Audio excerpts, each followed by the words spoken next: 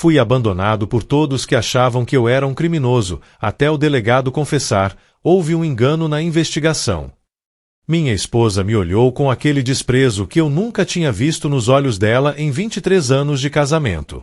Era um olhar que cortava mais fundo que qualquer faca, sabe?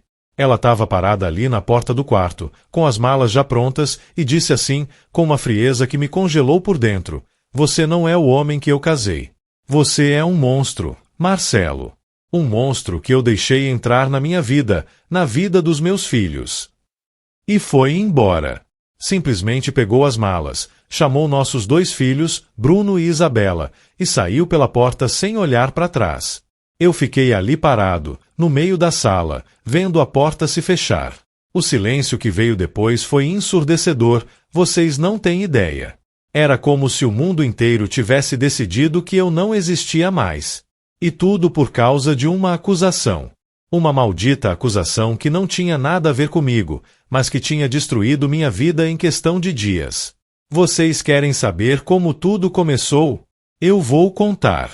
Mas preparem o coração porque essa história não é fácil de ouvir. E acreditem, foi muito mais difícil de viver. Era uma terça-feira normal. Eu tinha acabado de sair do trabalho, onde eu era gerente de logística há 15 anos. Tinha construído minha carreira ali, tijolo por tijolo, suor por suor. Eu não era rico, mas ganhava bem. Conseguia pagar as contas, dar uma vida digna para minha família, viajar uma vez por ano. Era uma vida simples, mas era minha vida. E eu amava cada pedaço dela. Cheguei em casa por volta das 7 da noite. Minha esposa, Patrícia, estava na cozinha fazendo o jantar. O cheiro de feijão e arroz, aquele cheiro de casa, de lar. Bruno, meu filho de 19 anos, estava no quarto dele estudando para a faculdade. Isabela, de 16, estava na sala assistindo alguma coisa no celular. Tudo normal. Tudo perfeito, na verdade. Aí bateram na porta. Eu fui atender pensando que era o entregador de gás ou algo assim. Quando abri, tinha 2 policiais na minha porta. 2 homens grandes, com aquela cara séria que policial tem quando tá em serviço. Meu coração deu um pulo, mas eu pensei que talvez fosse alguma coisa do bairro, sei lá, algum aviso. O senhor é Marcelo Augusto da Silva? Perguntou um deles, o mais alto. Sou sim, respondi. Aconteceu alguma coisa. O senhor vai ter que nos acompanhar à delegacia para prestar esclarecimentos, disse o outro. Eu fiquei confuso. Esclarecimentos sobre o quê? É melhor o senhor vir conosco. Não queremos fazer isso na frente da sua família. Meu sangue gelou. Patrícia apareceu atrás de mim. Marcelo? O que está acontecendo? Não sei, amor. Eles querem que eu vá com eles. Olhei para os policiais. Mas eu não fiz nada. Tem que ter algum engano.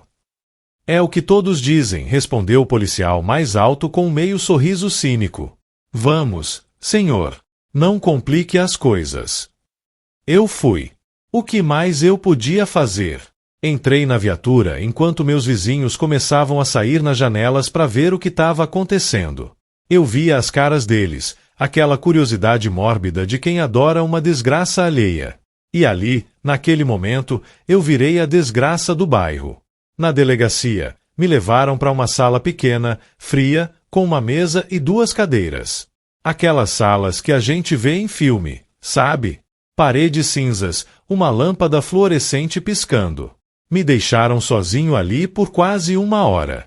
Eu estava começando a ficar desesperado quando a porta se abriu e entrou um delegado, um homem de uns 50 anos, cabelo grisalho, cara de poucos amigos. Senhor Marcelo, ele disse, sentando na minha frente e abrindo uma pasta cheia de papéis. O senhor sabe por que está aqui? Não faço a mínima ideia, respondi, e era verdade. Ele me olhou com aquele olhar de quem não acredita em nada que você diz. O senhor tem conhecimento de um esquema de desvio de mercadorias da empresa onde trabalha? Meu mundo desabou ali mesmo. O quê? Que desvio? Eu não sei de nada disso. Temos evidências que apontam o senhor como o principal responsável por um esquema que desviou mais de 2 milhões em mercadorias nos últimos 6 meses. Eu quase caí da cadeira. Isso é loucura. Eu sou gerente de logística, eu controlo as mercadorias, mas eu não desvio nada. Eu sou honesto, sempre fui. As evidências dizem o contrário, ele disse, empurrando os papéis na minha frente. Temos registros de saídas de mercadorias autorizadas com sua senha, com sua assinatura digital, indo para endereços que não existem, para empresas fantasmas. Eu olhei para os papéis e não acreditei no que estava vendo. Era tudo verdade. Tinha saídas autorizadas com minha senha, com minha assinatura eletrônica. Mas eu não tinha autorizado nada daquilo. Alguém usou minha senha, eu disse, minha voz saindo fraca. Alguém me incriminou. É sempre a mesma história, o delegado disse, encostando na cadeira. Ninguém nunca fez nada. É sempre outra pessoa. Eles me seguraram ali por 6 horas. 6 horas respondendo as mesmas perguntas, ouvindo as mesmas acusações, vendo as mesmas evidências que não faziam sentido nenhum, mas que, ao mesmo tempo, pareciam tão reais. Quando finalmente me liberaram, já era madrugada.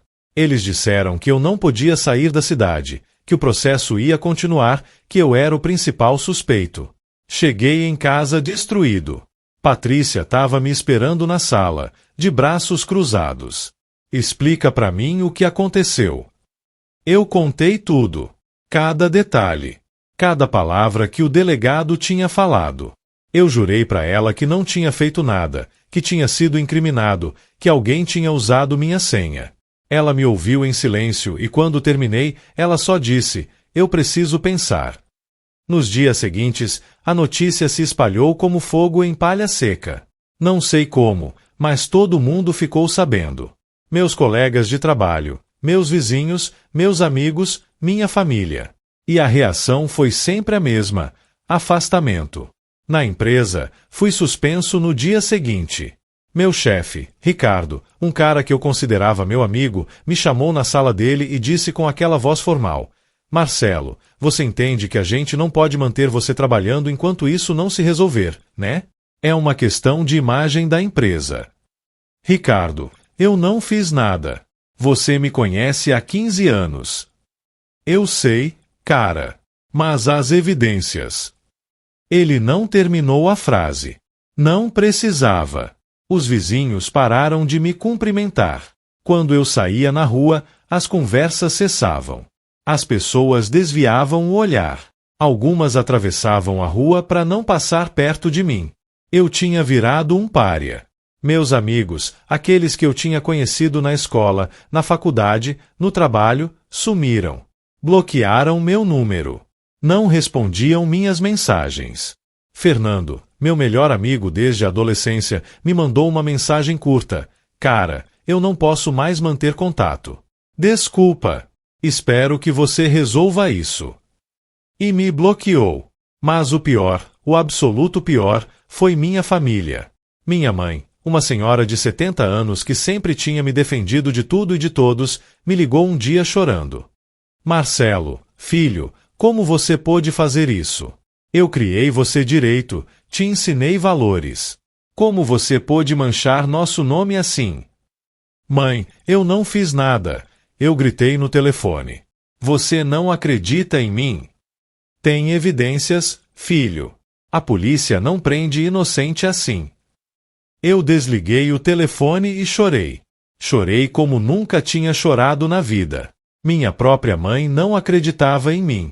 Meu irmão, Roberto, foi ainda pior. Ele apareceu lá em casa uma semana depois da acusação, entrou sem bater e veio direto para cima de mim. Você é uma vergonha para a família, ele cuspiu as palavras. Papai deve estar se revirando no túmulo. Eu não fiz nada, eu repeti, mas minha voz já estava fraca.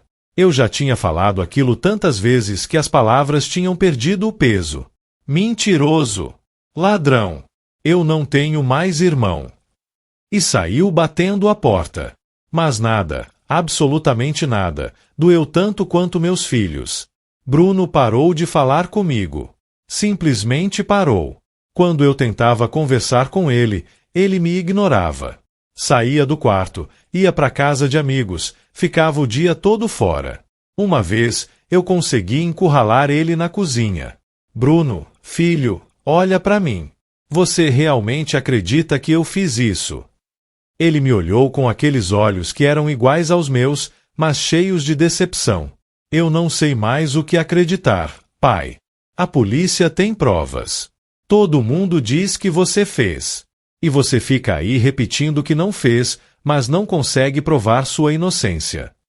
Como eu provo algo que não fiz? Perguntei, desesperado. Não sei. Mas até você provar, eu não quero ter nada a ver com você. E saiu. Isabela, minha filha caçula, minha princesa, chorava toda vez que me via. Ela tinha vergonha de mim. Na escola dela, os colegas tinham ficado sabendo e faziam bullying com ela. A filha do ladrão, chamavam. Ela chegava em casa todos os dias chorando e eu não podia fazer nada para ajudar porque eu era o problema. Um dia, ela me procurou. Eu estava na sala, sozinho, assistindo televisão sem prestar atenção em nada. Ela sentou do meu lado e ficou em silêncio por um tempo. Depois disse, com aquela voz fina, pai, por que você fez isso com a gente?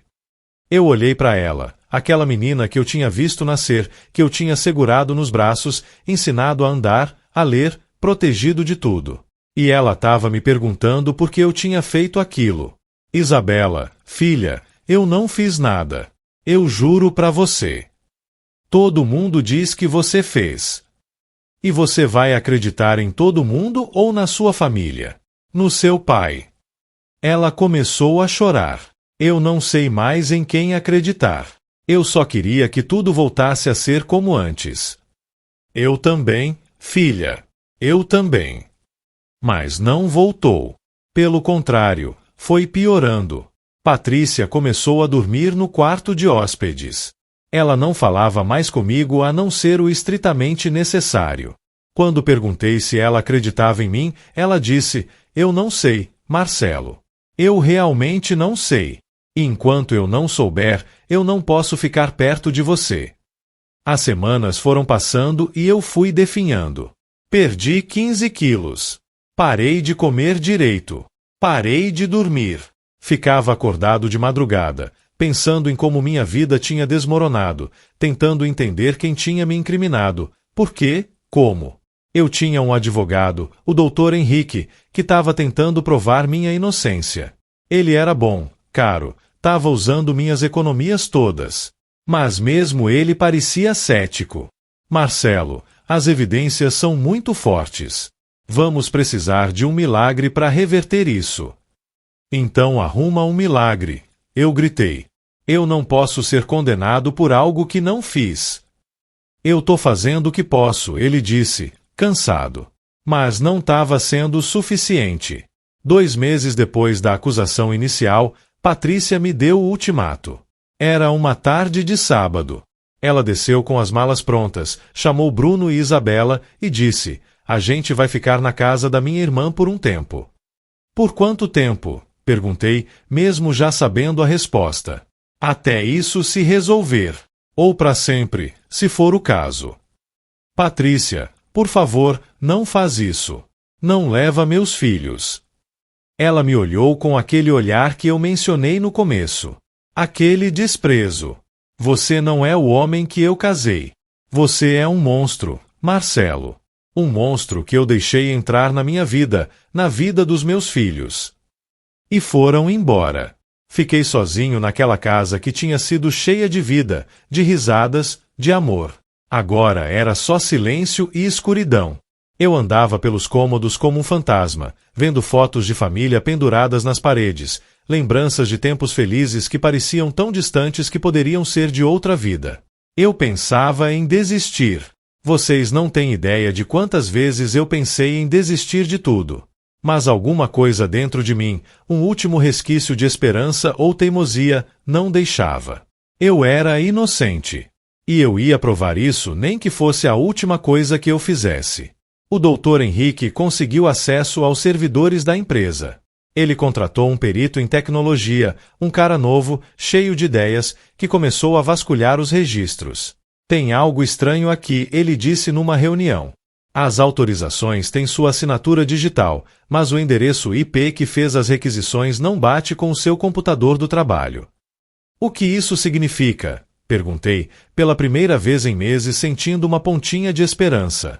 Significa que alguém clonou suas credenciais e usou outro computador para fazer as transações. Finalmente! Finalmente uma pista! O perito continuou investigando.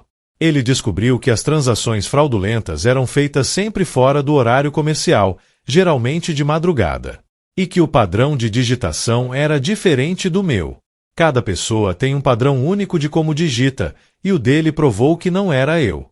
Mas descobrir quem era outra história. Durante esse tempo, minha vida social tinha deixado de existir. Eu não saía de casa a não ser para ir no advogado ou no mercado. E quando saía, usava boné, óculos escuros, tentava passar despercebido. Porque toda vez que alguém me reconhecia, era a mesma coisa. Olhares de reprovação, comentários sussurrados, pessoas se afastando como se eu tivesse uma doença contagiosa. Uma vez, eu estava no mercado comprando umas coisas básicas. Era cedo, uns 8 da manhã, pensando que teria menos gente. Eu estava no corredor dos enlatados quando vi uma antiga vizinha, Dona Marisa, uma senhora que sempre tinha sido simpática comigo. Ela me viu, e a cara dela mudou completamente. Ela largou o carrinho dela e saiu apressada do corredor, quase correndo. Eu fiquei ali parado, segurando uma lata de ervilha, sentindo uma dor no peito que não era física, mas doía mais que qualquer ferimento. Na fila do caixa, 2 mulheres atrás de mim começaram a cochichar. Eu ouvi perfeitamente. É aquele cara que roubou milhões da empresa onde trabalhava. Que cara de pau, aparecendo aqui como se nada tivesse acontecido. Gente assim devia estar presa. Paguei minhas compras com as mãos tremendo e saí de lá o mais rápido que pude. Em casa, sozinho, eu olhava as fotos de família e tentava entender onde tudo tinha dado errado. Como em questão de semanas eu tinha passado de um pai de família respeitado para um criminoso rejeitado por todos. 3 meses depois da acusação inicial, o perito encontrou algo crucial. Ele descobriu que as credenciais tinham sido acessadas de um computador específico na rede da empresa. E que esse computador pertencia a outro gerente, um cara chamado Leonardo. Leonardo era mais novo que eu, tinha entrado na empresa uns 5 anos atrás. Era ambicioso, sempre querendo subir. A gente nunca tinha sido próximo, mas também nunca tive problema com ele. Ou assim eu pensava. O Dr. Henrique levou essas informações para a polícia. Mas o delegado, aquele mesmo que tinha me interrogado, não pareceu muito interessado. Isso não prova nada, ele disse. O computador dele pode ter sido usado por qualquer pessoa. Mas investiga o cara. Eu gritei na delegacia. Pelo menos isso. Nós já temos nosso principal suspeito, o delegado disse, olhando diretamente para mim. É você. Eu saí dali frustrado e desesperado. Era como se ninguém quisesse ouvir a verdade. Eles já tinham decidido que eu era culpado e qualquer evidência em contrário era ignorada. Mas o Dr. Henrique não desistiu. Ele foi atrás de Leonardo por conta própria. Contratou um investigador particular, um cara que tinha contatos e sabia fuçar onde a polícia não fuçava. E o investigador encontrou ouro. Leonardo estava vivendo muito acima do padrão dele. Tinha comprado um carro novo, caro. Estava reformando a casa. Tinha feito viagens internacionais. Tudo nos últimos 6 meses, exatamente o período em que os desvios aconteceram. Mais que isso, o investigador descobriu que Leonardo tinha dívidas de jogo. Dívidas pesadas, com gente perigosa. E que, de repente, ele tinha quitado tudo.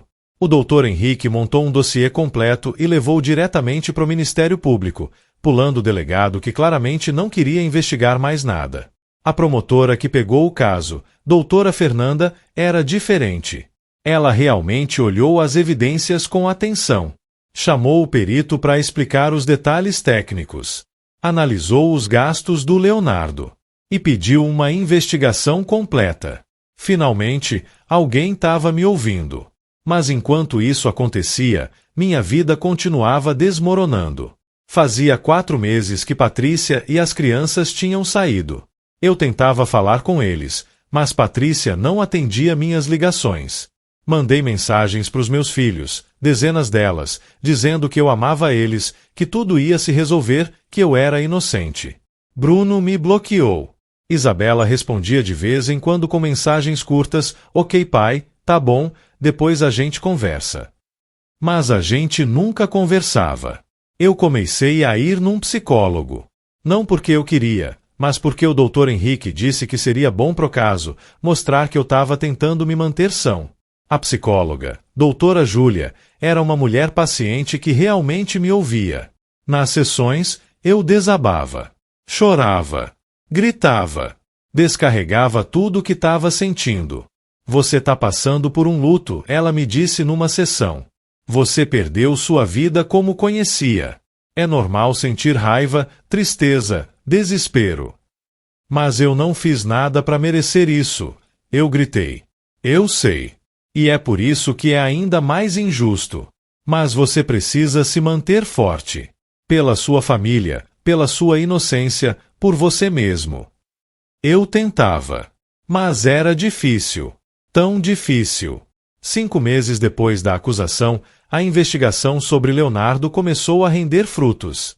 A polícia, agora sob ordem do Ministério Público, vasculhou o computador dele. Encontraram vestígios das transações fraudulentas. Descobriram que ele tinha instalado um keylogger no meu computador, um programa que registrava tudo que eu digitava, incluindo minhas senhas. Confrontado com as evidências, Leonardo desmoronou. Confessou tudo. Disse que estava desesperado por causa das dívidas, que tinha visto uma oportunidade de desviar mercadorias usando minhas credenciais, que achava que nunca seria pego porque eu ia ser o bode expiatório perfeito. Ele foi preso. E finalmente, meu nome começou a ser limpo. Mas o processo foi lento, burocrático, demorado. Teve que passar por várias instâncias, vários papéis, várias confirmações. E enquanto isso, eu continuava sendo criminoso aos olhos de todo mundo. Porque a notícia da prisão do Leonardo não se espalhou como a notícia da minha acusação tinha se espalhado. Ninguém estava interessado em saber que o verdadeiro culpado tinha sido pego. A história interessante era a minha queda, não minha redenção. Mais 2 meses se passaram. 7 meses desde o início de tudo. Eu estava em casa, numa tarde qualquer, quando tocaram a campainha. Fui atender sem muita expectativa. Era o delegado.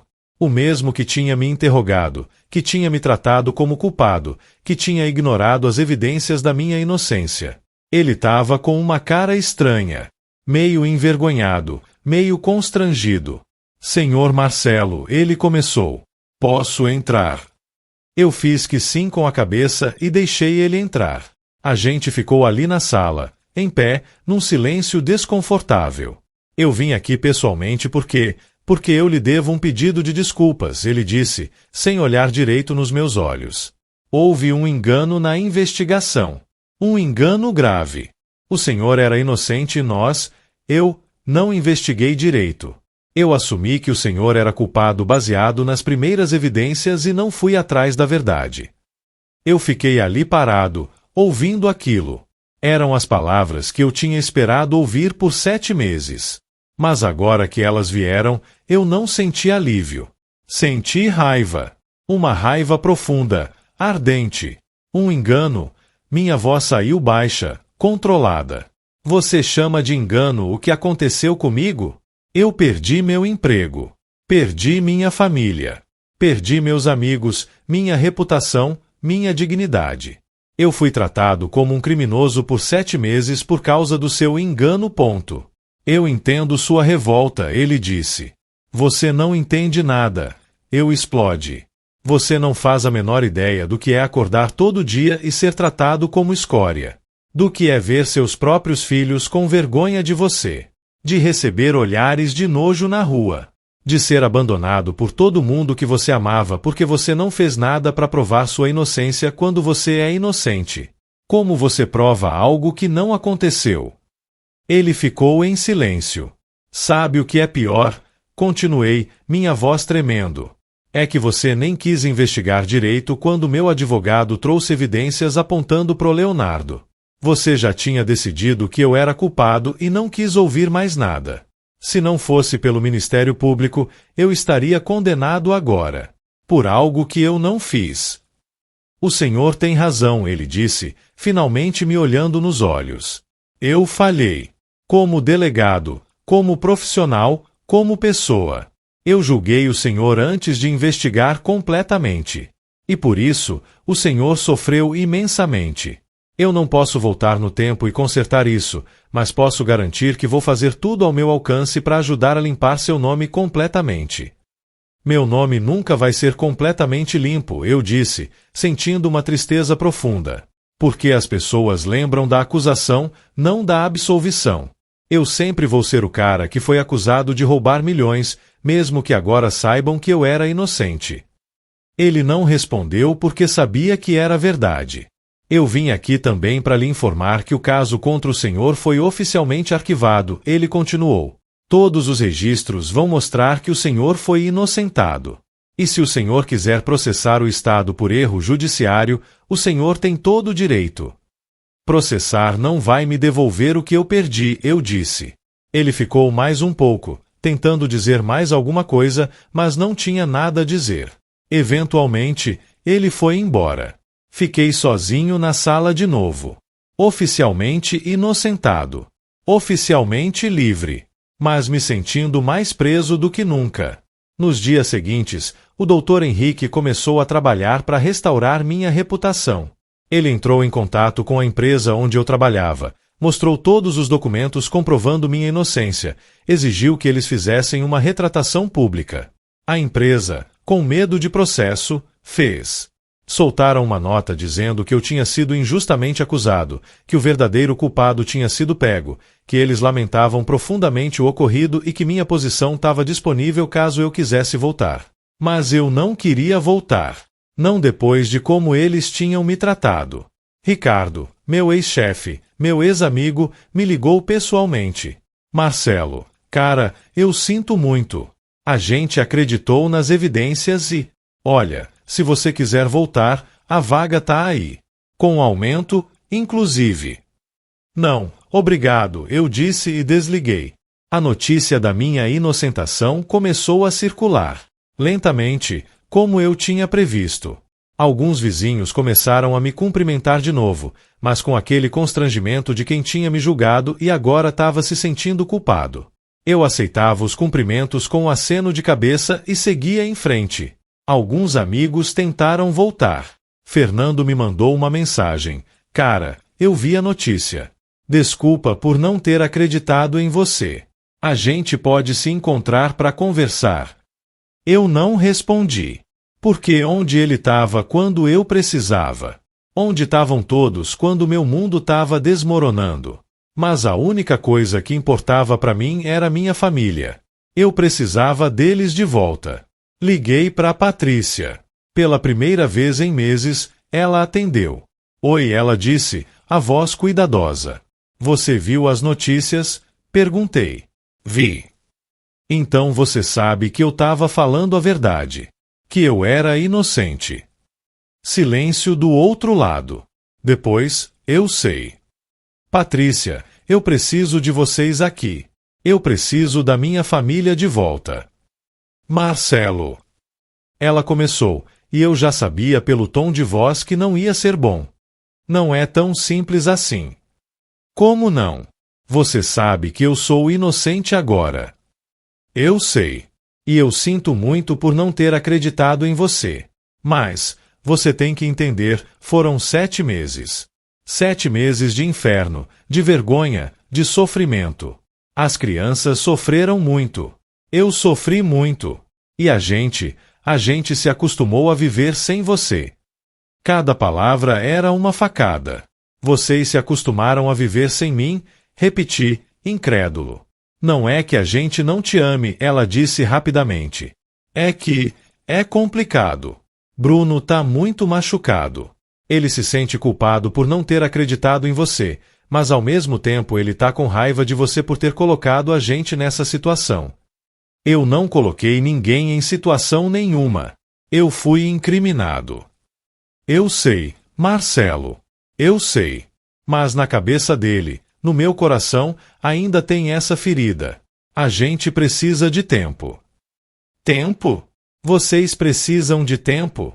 Eu fiquei sozinho por 7 meses esperando vocês entenderem que eu era inocente. Agora que tá provado, vocês precisam de mais tempo. Ela começou a chorar. Por favor, não torna isso mais difícil do que já é. A gente só precisa processar tudo isso. Entender. Curar. E eu? Eu também preciso curar. E eu preciso de vocês para isso. Eu sei. Mas agora, nesse momento, eu não consigo. As crianças não conseguem. A gente precisa de espaço. Espaço, eu repeti, amargo. Certo. Marcelo. Eu desliguei. Fiquei ali sentado no sofá, o telefone na mão, sentindo um vazio que não tinha sentido nem nos piores momentos da acusação. Porque agora eu sabia a verdade. Mesmo inocente, mesmo provado que eu não tinha feito nada de errado, eu tinha perdido minha família. A acusação tinha destruído algo entre nós. Algo que talvez nunca pudesse ser reconstruído. Nos dias seguintes, tentei me manter ocupado. O Dr. Henrique estava processando a empresa e o Estado por danos morais. Você pode ganhar uma quantia significativa, ele disse. O suficiente para nunca mais ter que trabalhar, se quiser. Mas dinheiro não era o que eu queria. Eu queria minha vida de volta. Minha família. Meu lar. Comecei a procurar emprego em outras empresas, em outras cidades. Pensei em recomeçar, ir para algum lugar onde ninguém me conhecesse, onde eu não fosse o cara que tinha sido acusado injustamente. Onde eu pudesse ser só Marcelo de novo. Mas antes de tomar qualquer decisão, eu precisava tentar mais uma vez com minha família. Fui até a casa da irmã da Patrícia, onde eles estavam morando. Era uma tarde de domingo. Toquei a campainha com o coração batendo forte. A irmã dela, Camila, atendeu. Ela me olhou com uma expressão complicada, mistura de pena e desconforto. Marcelo. Oi, Camila. Eu sei que eu não avisei que vinha, mas eu preciso falar com eles. Com a Patrícia, com as crianças. Por favor. Ela hesitou, olhou para trás, depois suspirou. Entra. Mas eu não sei se eles vão querer falar com você. Entrei. A casa era bonita, aconchegante. Completamente diferente da minha, que agora estava fria e vazia. Ouvi vozes vindo da sala e fui até lá. Patrícia estava no sofá lendo um livro. Bruno estava mexendo no celular. Isabela estava desenhando alguma coisa no tablet. Uma cena doméstica, pacífica. Uma cena de família. Sem mim. Oi, eu disse da porta. Os três levantaram a cabeça ao mesmo tempo. As expressões foram variadas. Patrícia ficou tensa. Bruno ficou com raiva. Isabela ficou triste. O que você tá fazendo aqui? Bruno perguntou, se levantando. Eu vim falar com vocês. Com a minha família. A gente não é mais sua família, ele disse, a voz dura. Aquilo doeu mais do que eu esperava. Bruno, filho, por favor. Eu sei que tá machucado, eu sei que eu te decepcionei, mas... Você não me decepcionou, ele me cortou. Você destruiu tudo. Você deixou a gente ser humilhado, julgado, atacado. Por causa de você, eu quase perdi minha vaga na faculdade. A Isabela teve que mudar de escola porque o bullying estava insuportável. A mãe teve que pedir demissão do emprego porque as pessoas ficavam cochichando pelas costas dela. Eu olhei para Patrícia, que desviou o olhar. Eu não sabia disso. Não sabia de nada disso. Eu sinto muito, eu disse, minha voz falhando. Eu não sabia. É claro que você não sabia. Bruno continuou. Porque você estava preocupado demais com você mesmo. Com sua inocência. E sim, Agora a gente sabe que você era inocente, e eu sinto muito por não ter acreditado em você, mas isso não muda o fato de que a gente sofreu. Muito. E você não estava lá pra gente porque você estava ocupado se sentindo mal por você mesmo. Eu tentei falar com vocês. Dezenas de vezes. Mas vocês me bloquearam. Vocês não respondiam. Porque a gente estava protegendo a gente mesmo, ele gritou. De você. Do seu drama. De tudo. Bruno, chega, Patrícia disse, se levantando. Marcelo, talvez seja melhor você ir. Não, eu não vou, eu disse, entrando mais na sala. Não antes de vocês me ouvirem. Por favor, me deem só 5 minutos. Isabela começou a chorar baixinho. Bruno cruzou os braços, a mandíbula tensa. Patrícia suspirou e sentou de novo. 5 minutos, ela disse. Eu respirei fundo. Eu sei que vocês sofreram. E eu sinto muito. Mais do que vocês imaginam. Se eu pudesse voltar no tempo e mudar tudo, fazer com que nada disso tivesse acontecido, eu faria num piscar de olhos. Mas eu não posso. O que aconteceu, aconteceu. E foi horrível. Para vocês e para mim. Nós sabemos que foi horrível para você também, Patrícia disse baixinho. Mas vocês são minha família, continuei. Vocês são tudo para mim. E eu entendo que vocês precisam de tempo para curar, para processar tudo isso. Mas, por favor, não me deixem de fora dessa cura. Porque eu também preciso de vocês. Eu preciso de vocês mais do que preciso de ar. Bruno balançou a cabeça. Não é tão fácil assim. Eu sei que não é. Mas a gente pode tentar? Devagar, no tempo de vocês, mas tentar. Ninguém respondeu por um longo tempo. Então Isabela, minha filha caçula, se levantou e veio até mim. Ela me olhou com aqueles olhos cheios de lágrimas e disse, eu sinto falta de você, pai. E me abraçou. Eu desabei. Abracei ela de volta e comecei a chorar. Chorei tudo que tinha segurado nos últimos 7 meses. Chorei pela injustiça, pela dor, pela solidão, pela perda. E chorei de alívio por ter pelo menos minha filha de volta. Patrícia veio até nós. Ela não disse nada, mas colocou a mão no meu ombro. Era um gesto pequeno, mas significava muito. Bruno ficou onde estava, mas eu vi a expressão dele amolecer um pouco.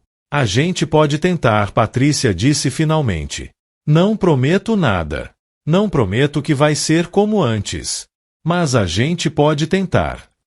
Era tudo o que eu precisava ouvir. Os meses seguintes foram de reconstrução. Lenta, dolorosa, mas reconstrução. A família não voltou para casa imediatamente. Patrícia disse que eles precisavam de tempo ainda, e eu respeitei isso. Mas começamos a nos encontrar regularmente. Jantares, almoços de domingo, conversas. Com Isabela foi mais fácil.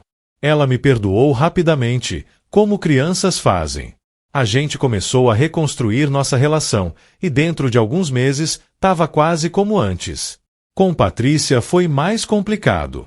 Tinha uma barreira entre nós que não existia antes. Uma ferida que ainda estava aberta. Mas a gente estava tentando. Conversando mais, ouvindo um ao outro, entendendo que ambos tínhamos sofrido de formas diferentes. Bruno foi o mais difícil. Ele guardava muita raiva, muito ressentimento. Não contra mim especificamente, mas contra a situação toda. A gente teve várias conversas difíceis, algumas que terminaram em gritos, outras em lágrimas. Mas aos poucos, muito devagar, ele começou a se abrir de novo. Numa dessas conversas, ele me disse, pai, o pior não foi achar que você era culpado. O pior foi perceber que eu duvidei de você. Que eu te abandonei quando você mais precisava. E isso vai me assombrar para sempre. Filho, eu disse. Você não tinha como saber. As evidências eram fortes. Qualquer um teria duvidado. Mas eu não sou qualquer um. Eu sou seu filho. E eu devia ter confiado em você. E agora você sabe a verdade. E a gente tá aqui, juntos, reconstruindo. É isso que importa. Levou quase um ano, mas eventualmente eles voltaram para casa. Não foi uma volta triunfal, foi gradual. Primeiro Isabela quis voltar a dormir no quarto dela. Depois Patrícia trouxe algumas roupas. Depois Bruno começou a passar mais tempo em casa. E um dia, sem aviso, sem drama, eles simplesmente estavam de volta. Não estavam mais morando na casa da Camila. Estavam morando em casa. Nossa casa. A vida não voltou a ser exatamente como era antes. Tinha cicatrizes. Tinha feridas que ainda estavam curando. Mas era uma vida. Era a nossa vida. E nós estávamos juntos. O processo contra a empresa e o Estado demorou mais de 2 anos, mas eventualmente eu ganhei. Foi uma quantia significativa, como o Dr. Henrique tinha previsto. Dinheiro suficiente para garantir o futuro da minha família, para pagar a faculdade dos meus filhos, para viver confortavelmente. Mas sabe o que foi mais importante que o dinheiro? Foi a retratação pública. Foi ver nos registros oficiais que eu tinha sido injustamente acusado, que eu era inocente, que a justiça tinha falhado comigo, mas eventualmente tinha se corrigido. Leonardo foi condenado. Pegou 7 anos de prisão por fraude, desvio de mercadorias e falsidade ideológica. Quando a sentença saiu, eu não senti satisfação. Não senti vingança. Só senti vazio. Porque nada do que acontecesse com ele ia devolver os 7 meses que eu tinha perdido. Ia devolver a confiança que tinha sido quebrada, as relações que tinham sido destruídas, a paz que tinha sido roubada. O delegado acabou sendo investigado também por negligência. Ele foi rebaixado e transferido. Nunca mais falei com ele depois daquele dia em que ele veio pedir desculpas na minha casa. Ricardo, meu ex-chefe, tentou várias vezes retomar contato. Mandava mensagens, ligava, tentava me convencer a voltar para a empresa. Eu nunca respondi. Eventualmente ele desistiu. Fernando, meu ex-melhor amigo, também tentou. Disse que queria reconstruir nossa amizade, que sentia muito, que tinha sido um idiota. Eu encontrei com ele uma vez, tomamos um café, conversamos. Mas não era como antes. A confiança tinha sido quebrada. E quando você quebra a confiança, mesmo que você colhe os pedaços de volta, as rachaduras sempre ficam visíveis. A gente se fala de vez em quando agora. Mas não somos mais melhores amigos. Somos apenas 2 pessoas que um dia foram próximas. Minha mãe. Ah, minha mãe. Ela ligou chorando quando soube da minha inocentação. Pediu desculpas 1000 vezes, disse que tinha sido uma tola, que devia ter acreditado no próprio filho. Eu perdoei ela, claro. Como eu não perdoaria? Mas nossa relação também nunca mais foi a mesma. Tinha uma fragilidade ali que não existia antes. Meu irmão Roberto não pediu desculpas. Até hoje ele não pediu. A gente se vê em reuniões de família de vez em quando. Somos cordiais, mas não somos irmãos. Não no sentido real da palavra. Ele me disse que eu era uma vergonha e que não tinha mais irmão, e aparentemente ele quis dizer isso literalmente. Hoje, 3 anos depois de tudo, eu vivo uma vida diferente. Não trabalho mais em logística. Não trabalho para ninguém, na verdade. O dinheiro da indenização me permite fazer isso. Eu me voluntário numa ONG que ajuda pessoas que foram injustamente acusadas. Porque eu sei, melhor que ninguém, o que essas pessoas passam. Meu casamento com Patrícia foi reconstruído, mas é diferente. Tem mais honestidade, mais comunicação, mas também tem mais cuidado. A gente aprendeu que a confiança é frágil, que pode ser quebrada facilmente e que mesmo quando reconstruída, nunca é exatamente como era antes. Bruno se formou na faculdade e hoje trabalha numa empresa de tecnologia. A gente tem uma relação boa, mas ele ainda carrega a culpa de ter duvidado de mim. Eu digo para ele que já passou, que eu entendo, que tá tudo bem. Mas sei que ele ainda pensa nisso. Isabela tá no último ano do ensino médio, já pensando em faculdade. Ela é a que menos carrega traumas de tudo o que aconteceu, talvez por ter sido mais nova, talvez por ter um coração mais generoso.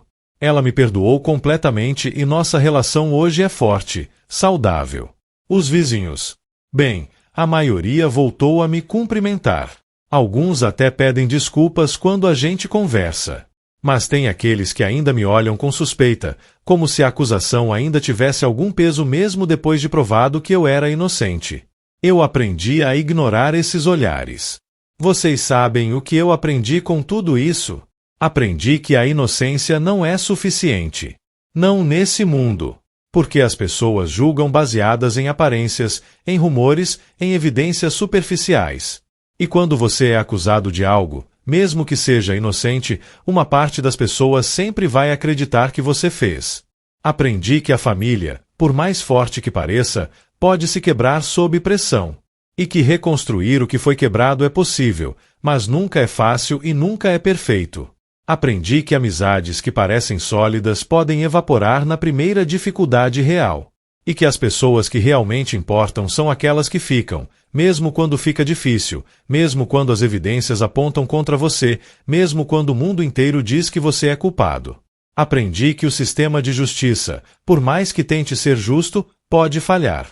E quando falha, destrói vidas. Não só a do acusado, mas de todos ao redor. Aprendi que reputação é algo que leva anos para construir e segundos para destruir. E que mesmo quando você prova sua inocência, sempre vai ter gente que lembra da acusação e esquece da absolvição. Mas acima de tudo, aprendi que resiliência não é sobre ser forte o tempo todo. É sobre cair, quebrar, despedaçar, e ainda assim encontrar forças para juntar os pedaços e tentar de novo. Mesmo quando parece impossível. Mesmo quando você quer desistir.